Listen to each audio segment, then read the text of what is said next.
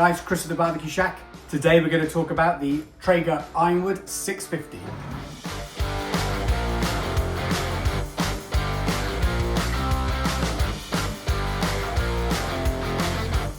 Okay, so Traeger pellet grills. These are pellet smokers. You can barbecue on.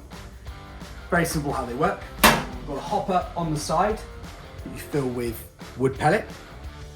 Using the control panel and magic, it controls how much pellet goes from the hopper into the center of the grill, which is on fire. That's where your heat, your smoke, and your flavor come from. This particular one, I have put into the demo mode, so when I turn it on in a second, it will beep at me because there's no pellets. More importantly, it won't fire up, but it does give you a good opportunity to see how they work. So I have plugged it in. As you can see, it's plugged into a power bank, indicating it's not sucking up a lot of electricity, but nonetheless it does need some form of electricity. You've got a little light around the on and off button, indicating that power is getting to the Traeger. So, turning on, screen comes up. First thing we're going to see is the temperature gauge flashing. That indicates it wants to know what temperature you want it to get to. 75 is the lowest temperature. We're going to go all the way up to the max at 260. So at this point we say yes please. It will then say push ignite to start. So you push down the ignite button. There's the beep, as I was saying, because it knows that there's no pellets in there.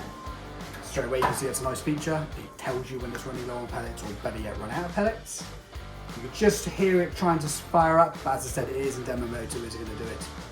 But that gives you an insight on how easy it is to get this Traeger going. Okay, so running through a few features. Always like to start at the bottom. We've got 4 wheels, 2 casters that make it really easy to move around, and 2 solid wheels for when you're dragging it over rough surfaces. Really nice feature on the Ironwood Gen 1, so that's the 650 and the big brother, the 885. You can take the legs off and slide it into a built-in kitchen area. Everything that's important is above the legs, so it's a very nice feature from the Ironwood series generation 1. Okay, next feature, side shelf. Obviously a really good work surface to use. It's also strong enough to be able to use to lift the grill and pull to maneuver it. On this one we put the optional extra, which is a front shelf. It is an optional extra, but at the moment it does come with it as standard. Underneath the side shelf, as you can see, you've got a grease bucket to catch all your greases and all your nastiness. On the other side, we've got the pellet hopper and the control panel. So starting with the hopper, as standard, it comes with a pellet sensor and a light. That way, cooking in the dark, you can see how much pellet you've got, but more importantly, the Traeger knows how much pellet you've got, and it will tell you either by the beeping, like you heard earlier, or if you've connected it to your phone through the Traeger app, it will also tell you what percentage of pellet you've got left. Sticking with the hopper side, you've got the control panel. You've seen I've turned it on that way. You've also got a few other features. Timer, not a common feature, but something you can use. Time is irrelevant. As you all know, it's temperature that makes the difference. So it does come with a meat probe, temperature probe, wired in, plugs into there, goes through a hole into the main chamber and stabbed into the center of your meat. Super smoke for when you want that extra smoky flavor, brings the temperature low and it gets you more smoke into the chamber. Keep warm, really nice feature. You can never start your Traeger too soon. So once your meat has come to temp, you can hit the keep warm button either through the app on your phone or on the panel here. That brings the temperature down to the same as what your meat is cooked at, and it prevents it cooking any further, but more importantly, keeps it warm. Menu button that just goes through the menu of the Traeger itself. If you have any problems with your auger, for example, connecting it to the Wi-Fi, all of that's done through the menu. The magic ignite button, and of course your temperature key. Okay, moving on to the main cooking chamber. Starting at the bottom, underneath the main cooking plates, you've got a tin foil tray, Traegered up, slightly leaning. The idea is any greases and fats that land on that will lean over to the left-hand side where you've got that grease bucket I mentioned earlier. So all your greases and fats can be caught in there. Every half a dozen cooks or so, you can replace the tin foil, making it a lot easier to clean and maintain. Going back to the main cooking grate, you've got two different levels, depending on whether you're trying to grill or smoke. Grilling, you'd get it low, closer to the fire, closer to the heat. If you're smoking, take it back out. Upper layer, slightly further away from the heat. More importantly, more of a cooking chamber for the smoke to get underneath as well as on top. Top rack, three nice things on this one. Have it at the back or have it at the front.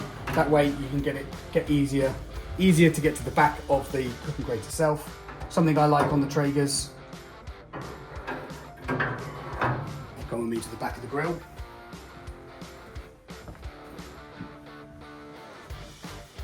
Hooks located perfectly on the back. You put the top cooking grate on. Sticking with the main cooking chamber and something that is unique to the Ironwood Gen 1s. You've got double skin walls. Really useful for winter cooks because it means that it's more fuel efficient in the colder months. Another feature is the gasket on the lid itself, again making it more fuel efficient for the winter months. You have got a slightly bigger top rack compared to the Pro Series, making it more user friendly, more food, more people over, etc. Another thing that you can see that's potentially missing is a chimney compared to the Pro Series, which does have a chimney on the side. Again, come with me to the back. This is called a downdraft exhaust, so effectively that is your chimney. The idea is it creates a bit of a vortex with the smoke, increasing the amount of smoke you get in your pellet smoker. So just to go through this, and as I mentioned earlier, the big brother. This is the Ironwood Gen 1 650. There is a big brother called the 885.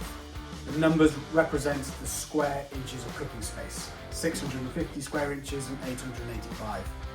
There's no difference in depth and height, it's literally just a little bit longer, the 885, for those that have got big appetites to be able to feed a lot more people.